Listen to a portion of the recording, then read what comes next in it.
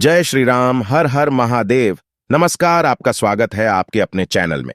दोस्तों, वीडियो शुरू करने से पहले आपसे अनुरोध है कि चैनल को सब्सक्राइब कर ले और नोटिफिकेशन की घंटी को दबा ले, ताकि जब भी हम कोई जानकारी भरी वीडियो डालें तो आपको उसकी जानकारी मिल सके।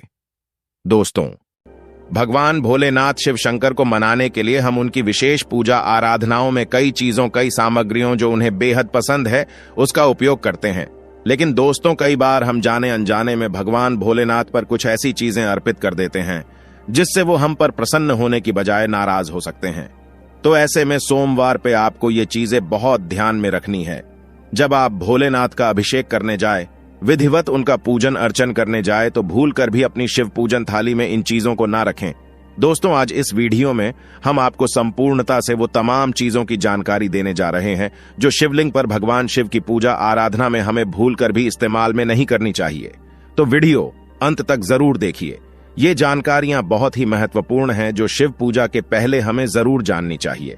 इसलिए दोस्तों, इस वीडियो को आखिर तक जरूर देखें ताकि आप भी अपने जीवन की सभी समस्याओं का अंत कर सके। पर इससे पहले दोस्तों, अगर आप भी महादेव की कृपा अपने जीवन में पाना चाहते हैं तो वीडियो को लाइक करके कमेंट में हर हर महादेव लिखना ना भूले। साथ ही चैनल को भी सब्सक्राइब कर ले।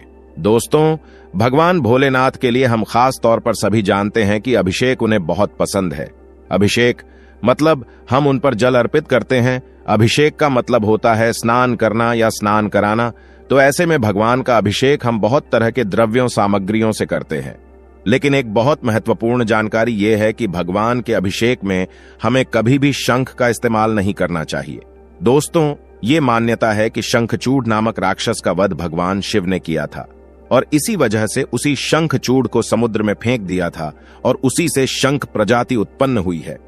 इसीलिए कभी भी हम सभी देवी देवताओं का शंख से अभिषेक करते हैं, शुभ मौकों पर, शुभ तिथियों में।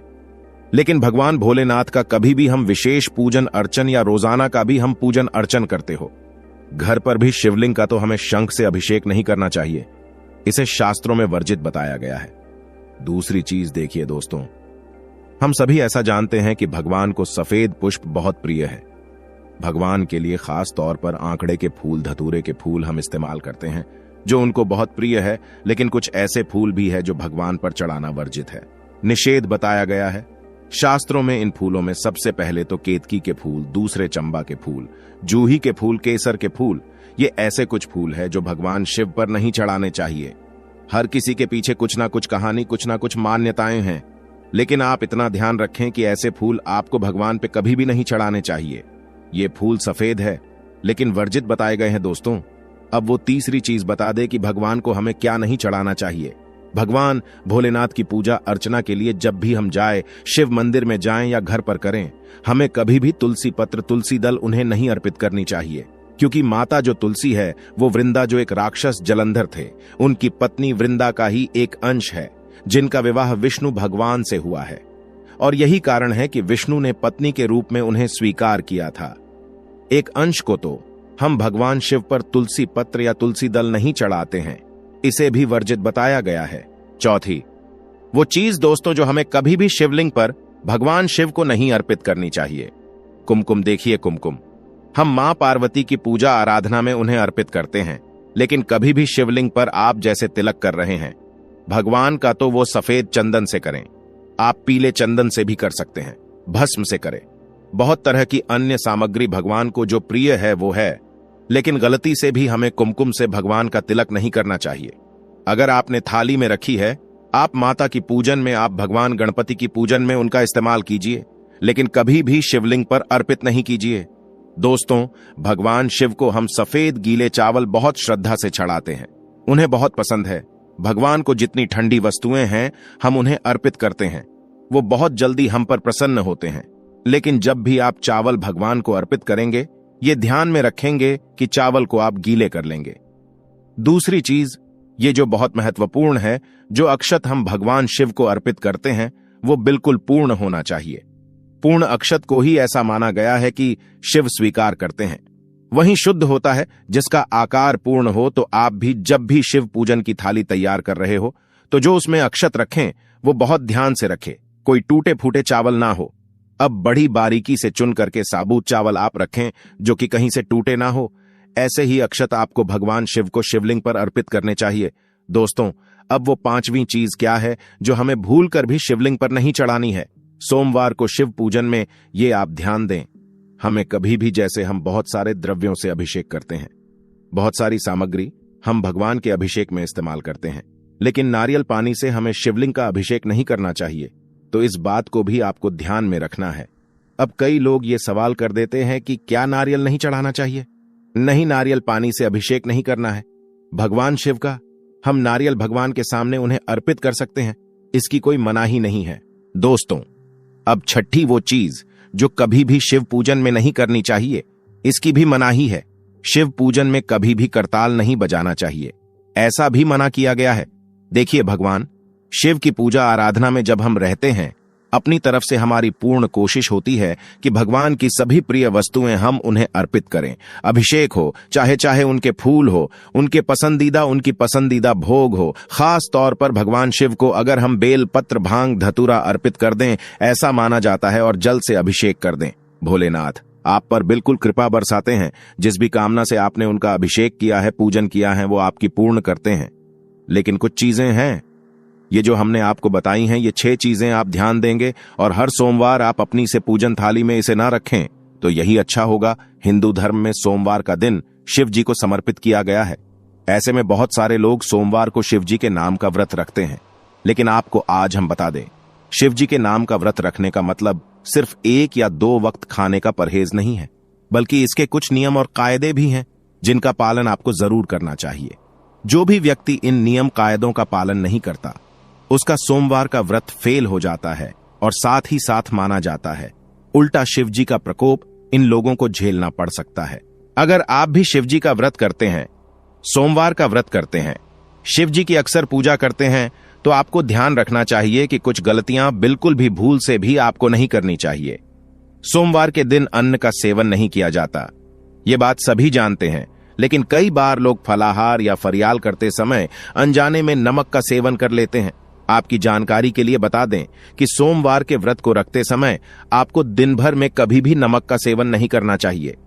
यहां तक कि आपने एक वक्त का भी उपवास रखा है और शाम को एक समय भी खाना खाते हैं, तो वो भी आपका बिना नमक वाला होना चाहिए। अगर आपको नमक की ज्यादा जरूरत है तो आप थोड़े से सेंधा नमक का इस्तेमाल कर सकते हैं, लेकिन नमक को आपको भूल से भी हाथ नहीं लगाना चाहिए। दूसरी चीज जो आपको उपवास वाले दिन ध्यान रखने वाली है कि उपवास वाले दिन आपको पूर्ण रूप से ब्रह्मचर्य का पालन करना चाहिए। स्त्री हो या पुरुष, जिसने भी सोमवार का व्रत रखा है और आप शादीशुदा हो, तो पति पत्नी दोनों को संयम बरतना चाहिए।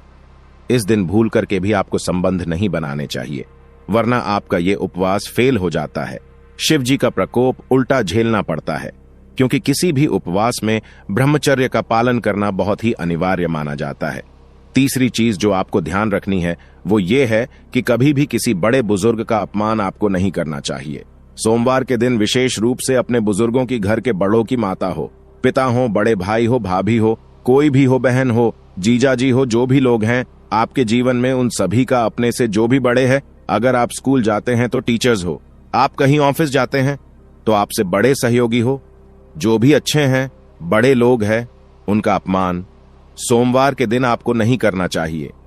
भले वो आपको 2 बातें सुना भी दे, तो अगर आपने व्रत किया हुआ है, सोमवार के दिन चुप रह जाना, मौन रह जाना आपके लिए श्रेयस्कर होता है। सोमवार के दिन अपनों से बड़ों का अपमान अगर आप करते हैं या कोई लड़ाई झगड़ा किसी से करते हैं, तो माना जाता है शिव जी आपके उपवास को ग्रहण नहीं करते, आपको उस उपवास का कोई फल नहीं मिलता, और उल्टा आपको कभी कभी अगर गलती आपकी हो तो आपको दंड की प्राप्ति हो सकती है। दोस्तों, सोमवार के दिन किसी भी प्रकार की हिंसा में आपको नहीं पड़ना चाहिए। कहीं पर भी लड़ाई झगड़ा हो रहा है, बीच में आप दोस्तों के साथ गए, किसी ने आपके दोस्तों को मारा, आप भी उस हिंसा में शामिल हो गए, या कहीं पे कुछ हिंसा हो रही है और आप वहां पर जा रहे हैं, किसी जानवर को आप मारते हैं या किसी भी तरह का नुकसान करते हैं, ये सब काम आपको नहीं करने हैं। किसी भी जीव को मारकर खाना आदि भी कई लोग नॉनवेज का सेवन करते हैं, वो खाना, किसी भी जीव को मारना, सोमवार के दिन ये सब काम आपको नहीं करने हैं।